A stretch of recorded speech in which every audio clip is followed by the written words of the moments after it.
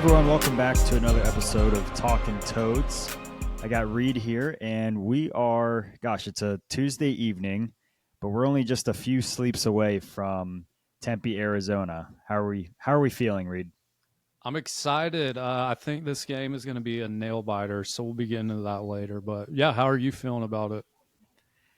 We'll have to get into kind of our initial thoughts going into the season about this game. I know we had some predictions, and I still feel the same. I mean, I know Arizona State is a really good team, but I feel even better about where we are than I could have imagined. We're 3-0 heading into Big 12 play, and that just gets me excited. So I feel good. I'm ready. This is what we dreamed of. It's exactly what we dreamed of. Well, before we get in, Reed, we actually have our first sponsor here. We have an ad for you. That's right.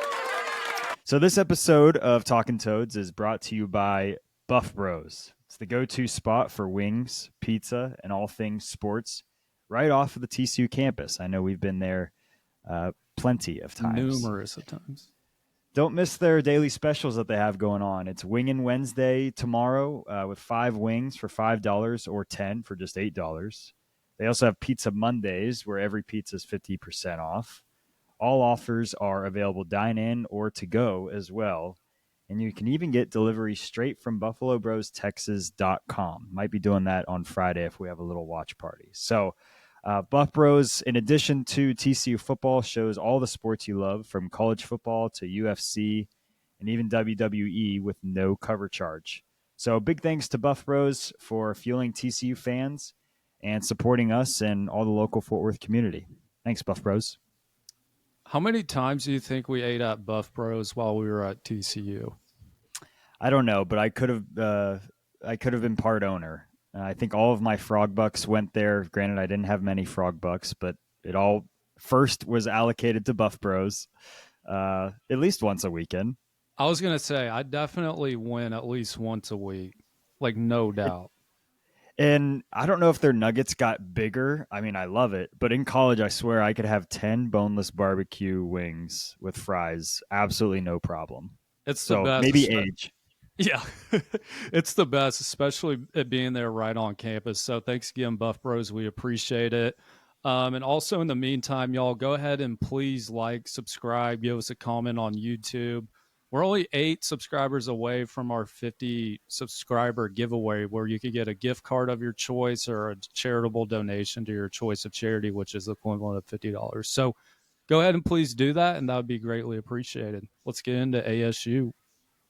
Yeah, let's get into it. So I think the line started at ASU, 2.5-point favorites, which we probably could have guessed. The home team, I mean, they always say that Vegas gives the home team 3 points automatically. So Vegas is actually saying that it's going to be quite the pick'em game, which, again, I tend to agree with.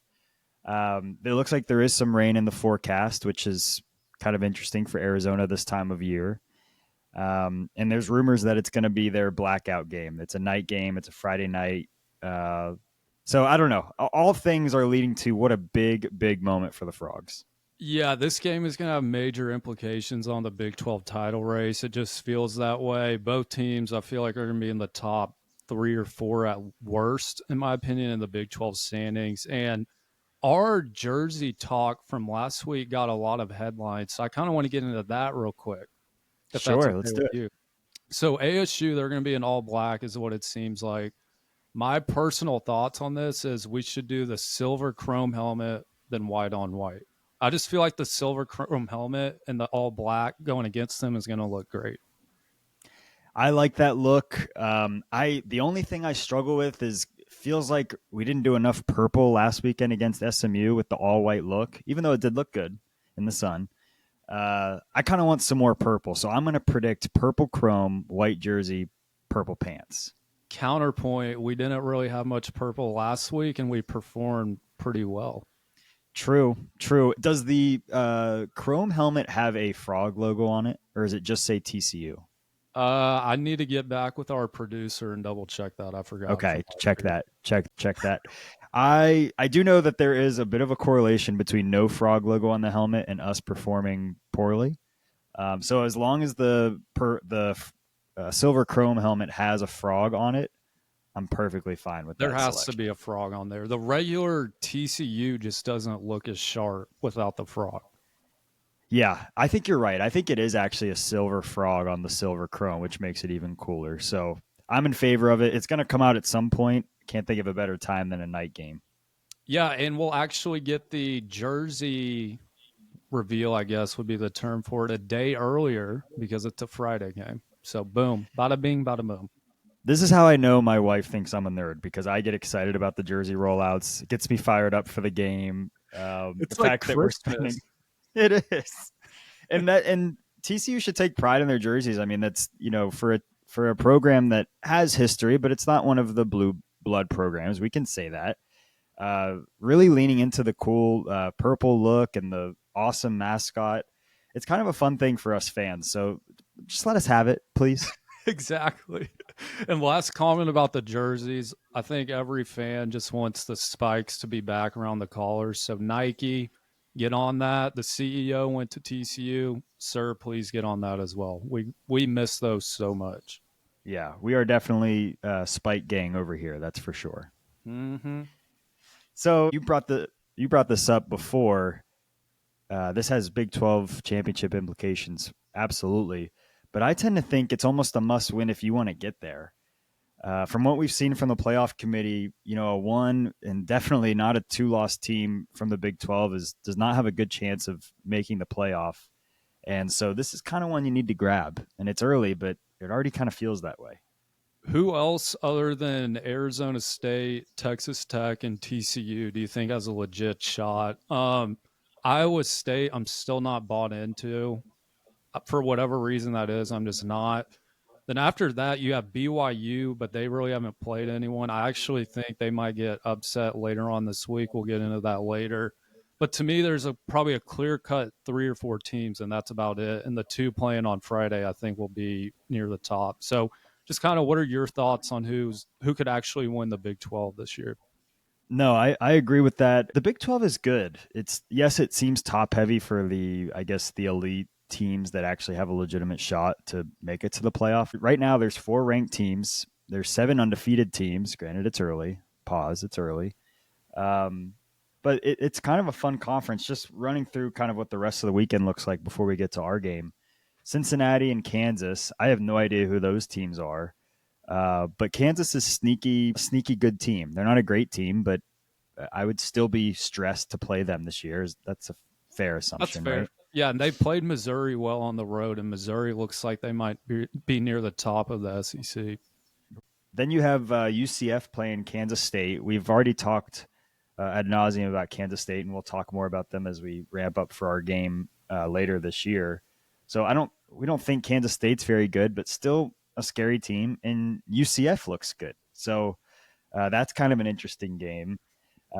Utah has to recover from that Tech loss, and they play West Virginia. I think they take care of that game, but West Virginia is always kind of a weird place to play too. Arizona's playing Iowa State. Those are two undefeated teams again. I don't know why Arizona is good or looking good so far, but they are. Haven't played anyone. Yeah, I was just about to say that. And same with Iowa State. I mean, they did have that win against Kansas State, and but again, they're undefeated, and you can't knock them for that. And then yeah, the BYU Colorado game. We'll get into that later. It's kind of interesting too because that just already seems like that's going to be a crazy game. I don't think Colorado's good, but it just feels like that's going to be a crazy game. I guess all to say is yeah, the Big 12 is looking fun in general. But yeah, TCU, Tech, Arizona State, I think those are your teams that are fighting for that playoff picture. So this is just such a huge moment for the Frogs.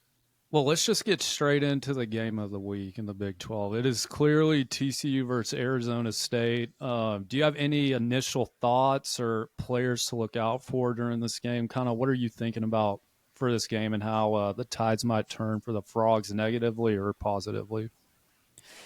I mean, immediately you just have to comment on their quarterback wide receiver connection. Sam Levitt's a great quarterback. At wide receiver, Jordan Tyson, I mean, he might be the best wide receiver in this year's draft. He's that good. Their connection is super strong. I was looking him up and just trying to find some stats from last year. He was obviously a good option for them last year.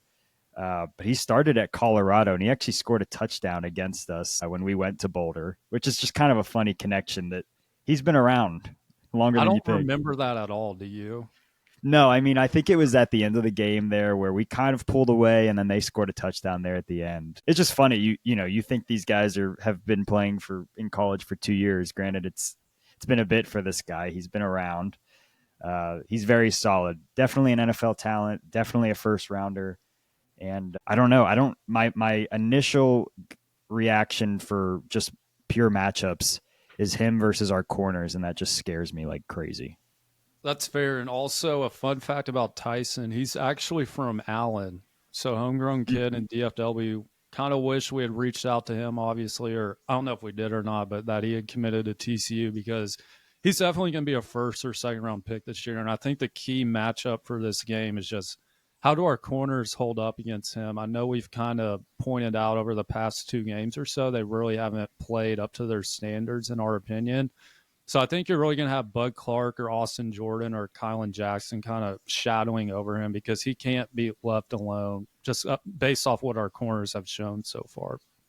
Him one on one with our corners just seems like a nightmare. And I don't want to trash on our corners. I think there is some great talent and there's room for improvement, obviously. But man, one on one, you're right. We need some help from the safeties. So that's my initial gut reaction to their offense. That's what I'll be watching the most. They do have a good running back, junior Raleek Brown. He started his career at USC. He transferred over, and he's had a good year so far too. So they kind of have this, I don't know, three-headed monster. I don't want to be hyperbolic, but they have three really talented guys at quarterback position, wide receiver, and running back that will inevitably put up points. It just seems like they have a good running back every year. Obviously, last year they lost Scadaboo, who's with the Giants now, but I watched Raleek Brown last week against Baylor and also, what was that, 2 weeks ago against Mississippi State. He's just a load to tackle and he's sneaky fast as well. So hopefully our run defense can hold up, which they have been over the first 3 games, which has honestly been a big positive surprise in my opinion because I didn't know how our run defense would hold up this year just because how bad they were last year. So Ansel Denbu, he's going to still have to be producing like the level he has been. Marcus Deal, all those guys are going to have to get in the mix and really stop the run game because if the run game gets open, that's just going to allow Levitt to run around and make passes as well. So that's I a was big part of the game. I was just about to say, not only do they have Raleek Brown and they have an Army transfer running back that came in and has made some nice plays as well. So they have a few guys at running back, but Levitt can run too. And gosh, man, we just dealt with one last week, and I thought we did a really good job against Jennings. Granted, we talked about he might have been banged up, but people forget that Levitt, I think he had over 400 yards rushing last year. He can run too, which is just so annoying. That's what scares me the most. I know you pointed out that Jordan Tyson's probably the one we should worry about the most, but for me, it's Levitt's legs. If you just watch him play, he just accelerates super fast and can blow by even safeties or corners who are supposed to be your fastest players on the defense. So we're going to have a spy on him. I'm assuming that would be Caleb Alarm-Zor, who had a great week last week against SMU, but we cannot let him run around in a weird, I don't know if it's a stat or whatever, but I was watching the PFF preview for this game on YouTube earlier today. Levitt actually has a better passing rating against the blitz compared to when he's not blitz and has a clean pocket. So I don't know if Avalos is going to blitz more just because that's what he usually does or kind of hold back and hope that Levitt makes a mistake or two. But that is definitely a weird statistic that you usually don't see from any quarterback. Yeah, I think that mostly speaks to those maybe third and fives where teams will blitz and he can just throw it up to Tyson when the blitz comes and Tyson wins that battle. And you're right. A running quarterback against the blitz can usually kind of sneak up out of the pocket and get some yards there too. So yeah, it feels like no matter which way you look with Levitt, he can find a way to beat you. And it's going to be all on our linebackers, which granted, so far I've been really impressed with KEO and Obiazor as kind of being those spy guys holding down the box. For sure. And Max Carroll, let's kind of highlight him too. He played well against SMU. He had a big third down stop. Granted, he got an unsportsmanlike penalty, which was annoying to watch. It should have never Yeah. happened, but yeah, I've really liked our linebacking core so far. And going to the Arizona State defensive side of the ball, they haven't allowed more than 24 points this year, which is a pretty good number, I believe, because they've played pretty good offenses. They played Texas State, Mississippi State on the road, and also at Baylor. And Baylor, we know they put up, what, 40 something against SMU. So their defense is stingy. I know they have a starting safety who will be out, and they also have a corner who could be a top 3 round pick in this upcoming draft. Yep. So I've been super impressed with their defense, and they've already created 7 turnovers on the year. Yeah, 7 turnovers, already 13 sacks. Granted, they've played one more game than us, so some of these stats might seem a little bit skewed. You brought up the corner that will probably they could have 2 first rounders between Tyson and Keith Abney. That's his name. So I mean, they have 2 studs on both sides of the ball. I was also looking; their linebackers are really good. Between the two of them, between Jordan Crook and Keyshawn Elliott, they have 60 tackles between the two of them, which is That's ridiculous. insane for 4 games. So Some again, it's linebackers don't even get 60 tackles on the year. right. They have over 30 each. So yeah, they're good all across the board. And what do you think of their coach that's leading the helm? I think this is his second year. Yeah, he's one of those guys you either love him or you hate him. I personally like him. He has a ton of energy. He's probably 35 years old, if that. Kenny Dillingham. He just seems like a super upbeat guy. He's an Arizona State alum, and he's really encouraging fans to come out. He's trying to make it a place where recruits want to go and play and make it a top program in the country. So I always appreciate a guy who's an alum and is still coaching at that school. Pretty cool to see. But yeah, no, it's going to be a great matchup overall. And I saw this poll on YouTube today as well. Would you rather have Levitt or Josh Hoover right now? Gosh, I like this. This is gonna sound so Switzerland, but I like Hoover's passing more, and I I like knew you were Levitt's going to say running that. more.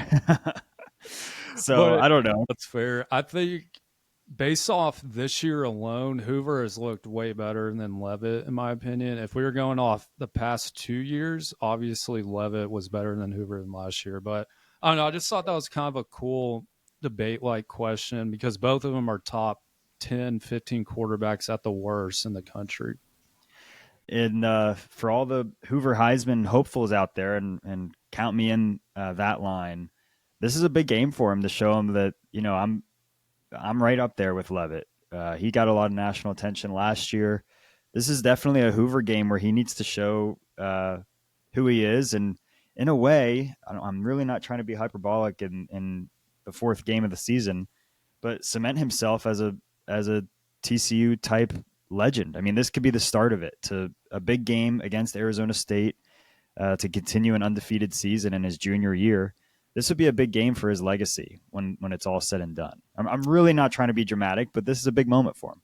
Yeah, and if you just look at the schedule, how many like notable games are left on there? You still have at BYU, you still have Baylor, at Kansas State's always tricky, but I think this one is going to probably be the most highly profiled one just because it's Friday night, it's on Fox, really no other game going. So a lot of people are going to be watching this just like they were in the North Carolina game where that was the only game on.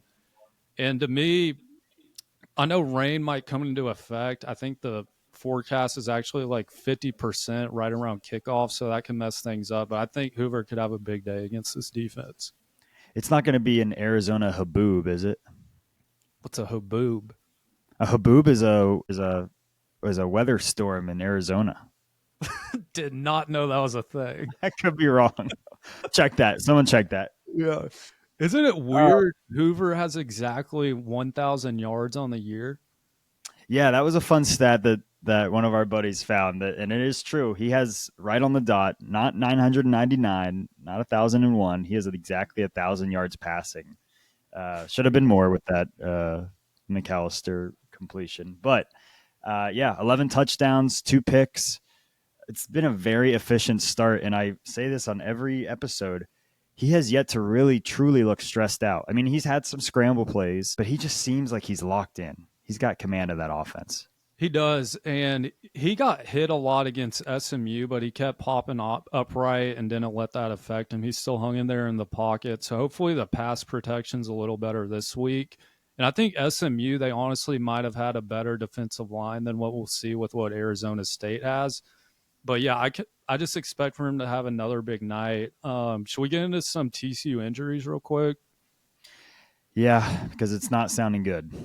Yeah, it looks like Kavorian Barnes is probably going to be out again, which is obviously a bummer. So that will mean Payne, Battle, Palmer, Denman, they all have to step up again. I really thought the law firm of Battle and Payne really stepped up last week and looked good. So hopefully that's the case again this weekend. And again, I can't reiterate this enough. The O line just has to open some holes because those guys can bust them if they get the chance. And they're just watching last week, there really weren't too many wide open holes. So that needs to change. Do you have anything else on the injury front? That's the only notable one that I know of. No, that seems to be it. I don't know if you said Zach Chapman is back He's practicing. back. Freshman back on the defensive side, so that's a nice depth piece for us. Oh, and there's Uh, one more I forgot. Avery Helm, he wasn't practicing today. So that's another depth piece hit at corner that might not be there. Hopefully he's back. It seems like it might be a lower body injury. And it's not related to the one he had last year, which is a good thing. So hopefully he's back, and that'll definitely help the corner room, which I think definitely needs as much yeah, help as it can get. because I didn't see him last week, and if we did, he was very limited. So that could explain maybe some of his struggles early on. Is maybe he's not fully healthy here. Or that he's just Yeah, coming back from a ACL injury and it takes some time to ramp up, because back in 2023 he was by far our best corner. yeah, yeah. No, absolutely. And gosh, these injury reports are useless. I just can't. It's ridiculous how in the dark they leave us fans with these injuries. Questionable. Yeah, well, and immediately after Kavorian Barnes, after his injury at the ACU game, the message was no, it was just precautionary. We took him out. We'll readdress it later this week. It's like, no, man. I think he actually really hurt his hamstring. Just tell us. This gamesmanship in college football is just so I don't understand why they have to be that way. It's Um, annoying. it's frankly annoying. So yeah, I hope that it's not anything too severe and they're being really, really cautious, but it does seem to think that there's a hamstring issue that's just lingering and it's going to be a bit. Yep. Yep. And going to our receivers, that's by far our best room on the whole team. Dwyer, Manjack, Small, McAllister, even DJ Rogers. He's had a few big catches so far. Then last week we saw Ed Small get more playing time again just because Jordan Bailey's still out. Actually, I don't know if he's still out, but maybe Small just kind of took over his spot. Uh, so I expect those guys to go off again, especially if we can't get our running game going this weekend. But yeah, the wide receiver room, I'm not worried about at all. No, like clockwork, the TCU wide receivers and just offensive weapons in general, it just continues to be a strong suit. And now we finally have an efficient quarterback to truly take advantage and knock on wood, a healthy one too. So yeah, the wide receiver room, they're coming alive. Eric is finding his pockets, obviously. Dwyer is still getting some chunk yards. Love the way Manjack plays. I mean, yeah, you can go down the list. It's a really fun group. Did I tell you the story about how last week at the SMU game, I had to ride down in the elevator because my pregnant wife, we didn't want her walking up and down the ramp? Did I tell you how many scouts I saw in there and what teams they were with and what they said? No, So there was a Brown scout, a Dolphin scout, a Broncos scout, and a Cardinals scout. And this was right after McAllister obviously put up 280 yards or whatever it was. I'm like, what do y'all think about number one? And they're like, he's that dude. He's yeah. real. He's going to be a good player in the NFL. So that was cool to hear. And I saw that there were more scouts at practice today as well, and they're looking at McAllister for sure. They're looking at KEO. They're Bud looking at Clark. Bud Clark. Who are some of the other guys that they mentioned? I mean, I saw there's five or Manjack, six which was solid. interesting. Yeah, Manjack, because I think his measurables are just kind of your prototypical NFL guy. Um, yeah, there's 5 or 6 seniors that will certainly get some NFL looks, and again, we're just 4 games in, but yeah, cool to see that they're getting some recognition on. So going back to Arizona State and kind of how we match up with them, I think our safeties, I know we said this earlier, are going to have to be keys because we have good safeties back there. And with the corners' performance so far, we're just going to need to double up Tyson. But you have Bud Clark, Jamel Johnson, who had his first 2 career interceptions last week. Then 2 guys who I think have kind of been going under the radar in Austin Jordan and Kylan Jackson. Both those guys I think have played super well so far, especially Kylan Jackson. If you just need someone to like hit a guy really hard and wake up the team, Kylan Jackson's your guy.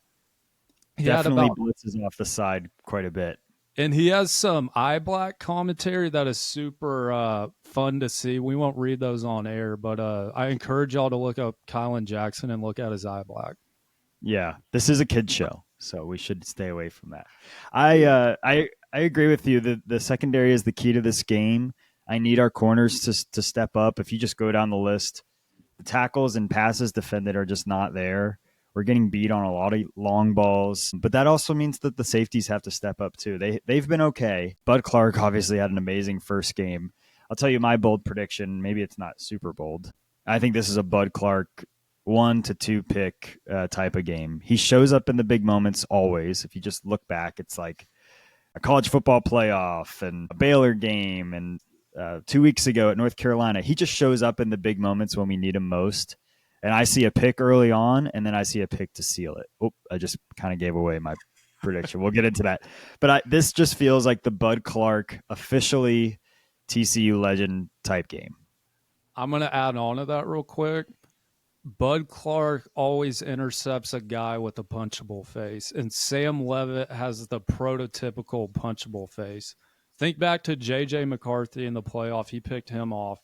Then all the other picks, I feel like Bud Clark is just getting them guys off of punchable faces. So maybe it's like a mental thing where he's like, these guys' faces, I'm going to go even harder. I'm just kidding. But yeah, it definitely just seems to set up for a Bud Clark type game.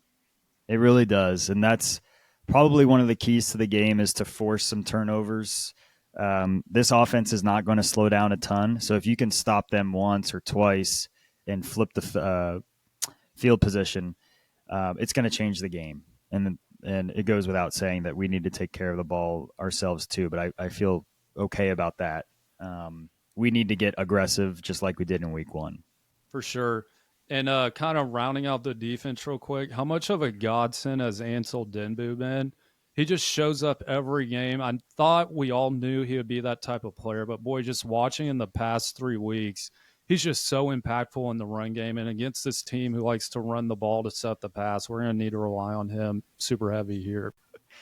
Ansel Dinbu, he reminds me of kind of your Ross Blacklock, uh, Dominic Williams D tackle stud that we haven't had for a few years now. He fits right into that role.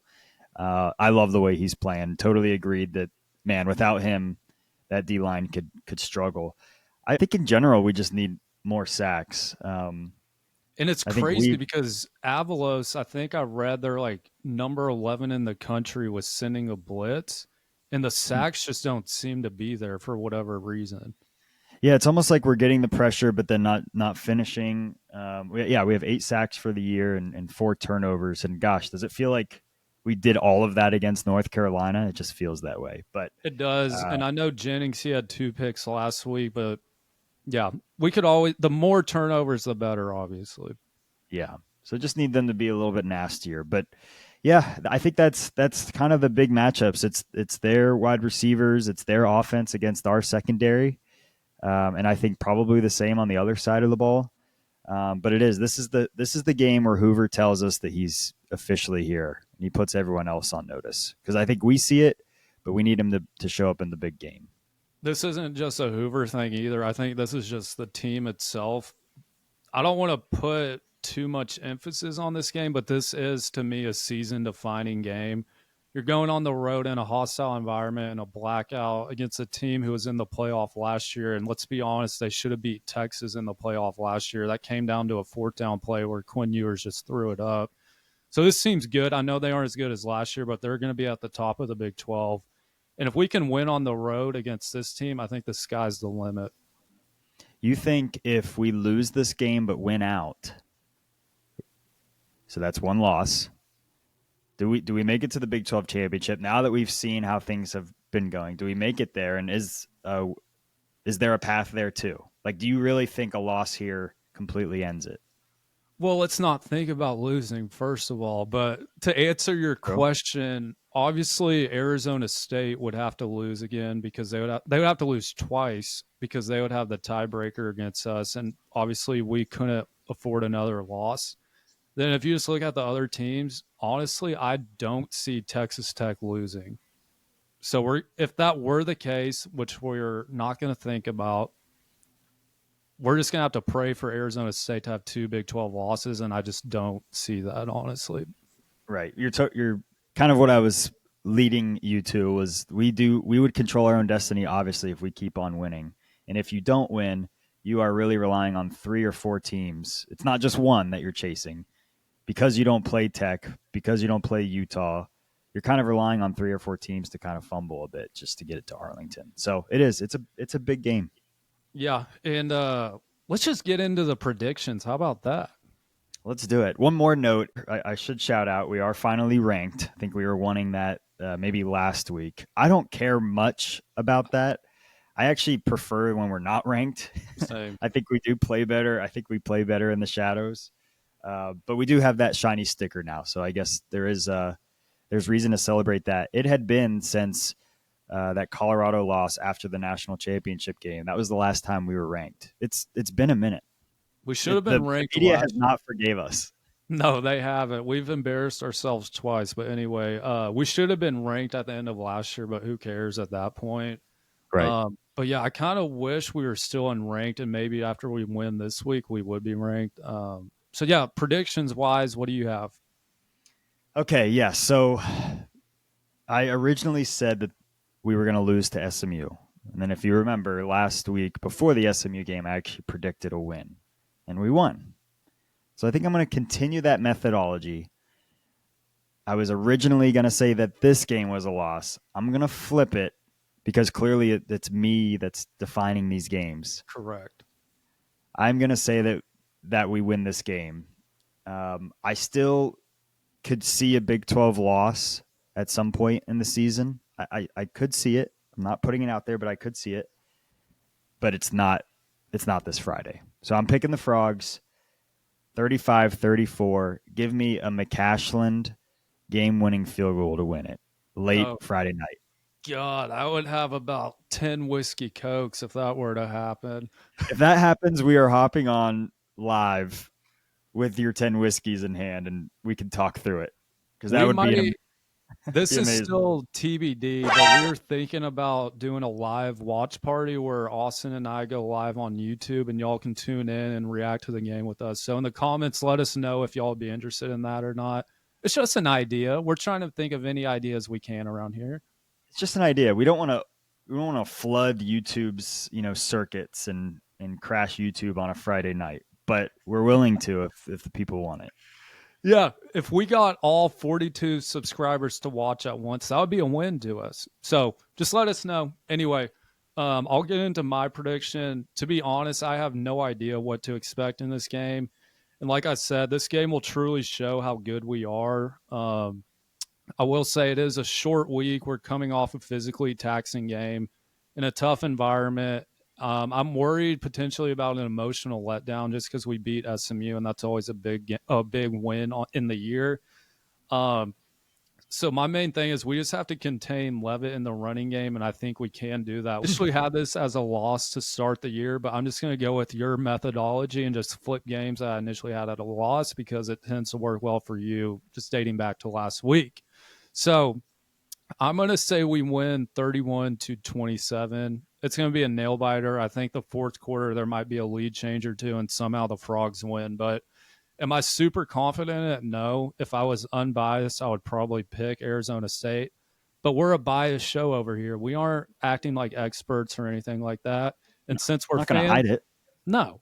And since we're fans who love the Frogs and think they could actually have a chance to win the Big 12 this year, that's no bias there. That's just facts and logic. We'll go 31-27 Frogs. Love it. I love it. I You bring up a really good point that this could be a letdown from the emotion of last weekend. We have yet to be tested truly. I mean, SMU did take the lead late in the fourth quarter, but it didn't. I don't know. It didn't feel like we were necessarily tested. I think it's okay to face some tough situations in this game. If we're down 10 at halftime, I could totally see that.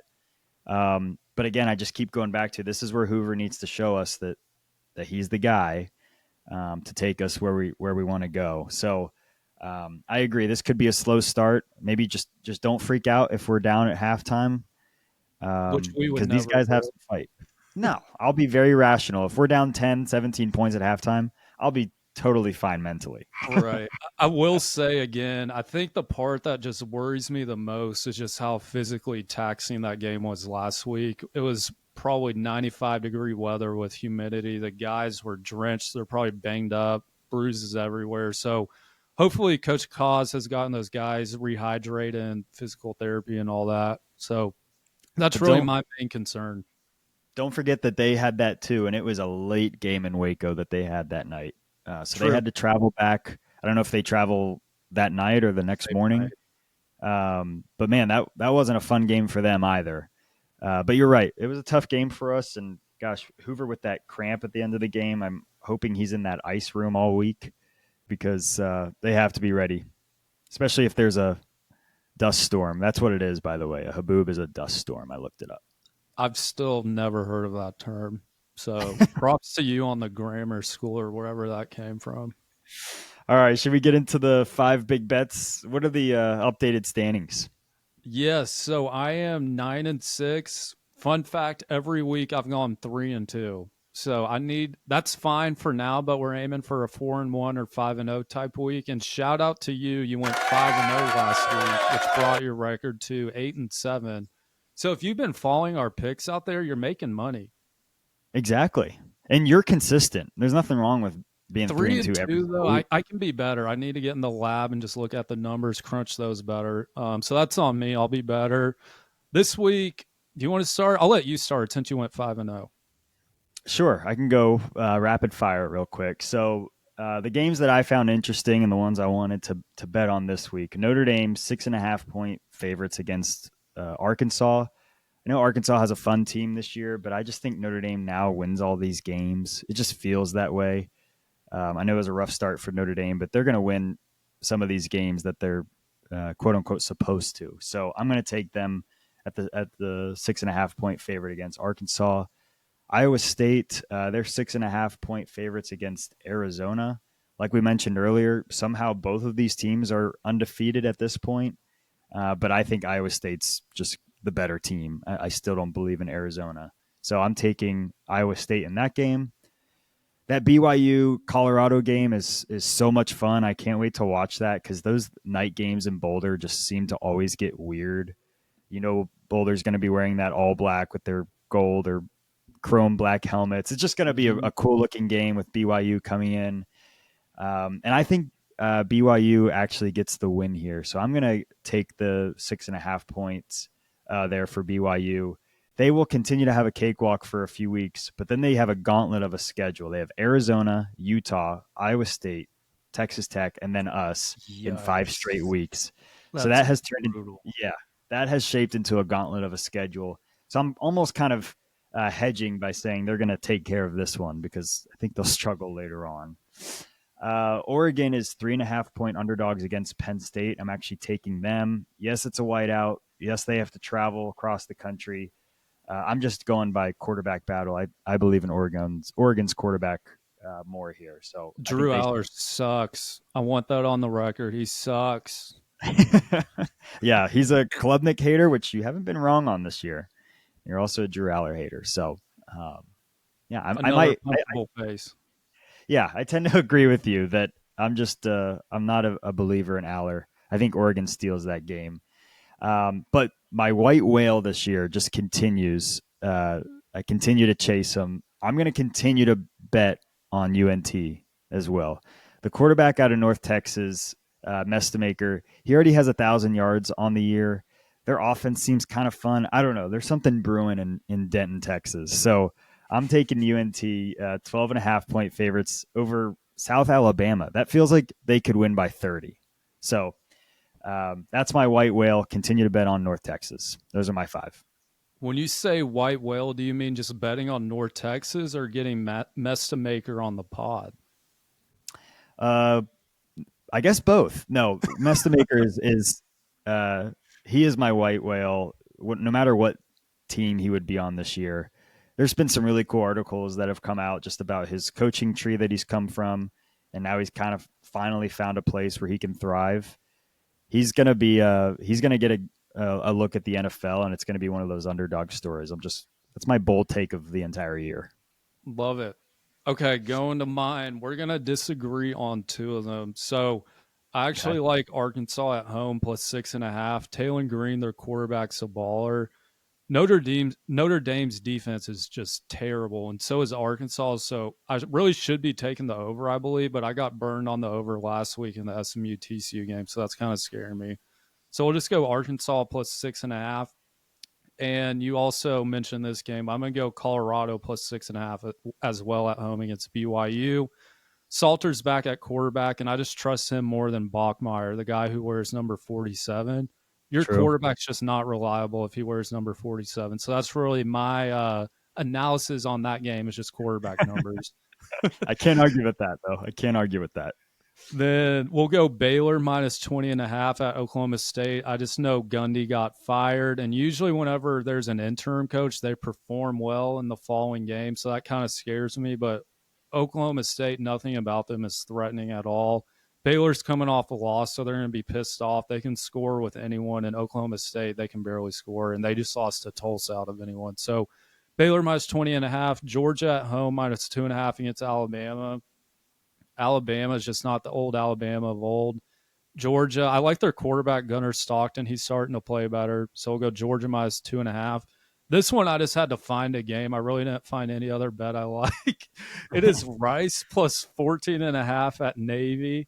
Rice has surprisingly had a good start to the year, and they beat Navy last year, who was actually pretty good. So we'll just go back to that and Rice plus 14.5. Really no other reason other than they've been playing well so far. That's one of those games that you definitely wouldn't choose to put on the TV, but if it's on, you'll watch it, and it'll end up being a fantastic college football game. For sure. And if I'm Rice, not maybe. mistaken, I know Navy runs the triple option offense, but I think Rice is doing that as well now too. So it's going to be a boring as heck game. I don't think there will be that many points. So there's no way Rice is going to lose by more than 15. That was my Yeah, logic. So there you go. yeah, I like it. One thing on the Baylor Oklahoma State game, yeah, I don't know what to think of that game. I do think there's a really good chance that Baylor just blows them out of the water. But do you remember the last time Baylor played a interim coach that for a team that just fired their legendary coach? I do, but how about you let the listeners know in case they don't remember? Well, Chandler Morris, our good friend up at University of Virginia now. Time out, time out. I think Chandler Morris has been brought up like 7 times in our podcast. We love him. We love him. Would love for him to hop on, and I know he's a friend of the Frog still. So yeah, Chandler Morris came in because Duggan was hurt. TCU was horrible that year. Um, we did beat Tech that year. Side note, but we were horrible. I think the following week we lost like 60 to something against Oklahoma State. I mean, we were just horrible. But that game we were not. Chandler Morris threw for like 800,000 yards and came out of nowhere, and we beat Baylor at home. It was a weird time firing Gary, but then that win was just insane. That was 4 years ago. That feels about 94 years ago, not four. It does. But we're here to tell you, Oklahoma State fans, it does get better. You could go to the national championship the following year. It's just it could happen. Especially if you beat Baylor this week. And apparently that works. You fire your coach, beat Baylor, then you're in the championship the following year. Exactly. Well, good. All right, we got our five big bets in. I'm slowly creeping up. I'm only a game behind you now, so we're starting to have some fun. Yes, sir. We are. And again, please just like, subscribe, comment, follow us on TikTok. We're there as well. That's slowly booming, to say the least. So hopefully, some of those guys or girls watching on TikTok watch on YouTube or listen to Spotify. But we appreciate the support, and the Frogs, they'll win this weekend. Yeah, thanks again for listening to this episode of Talkin' Toads, and we'll talk to you after the game on Friday night. Go Frogs.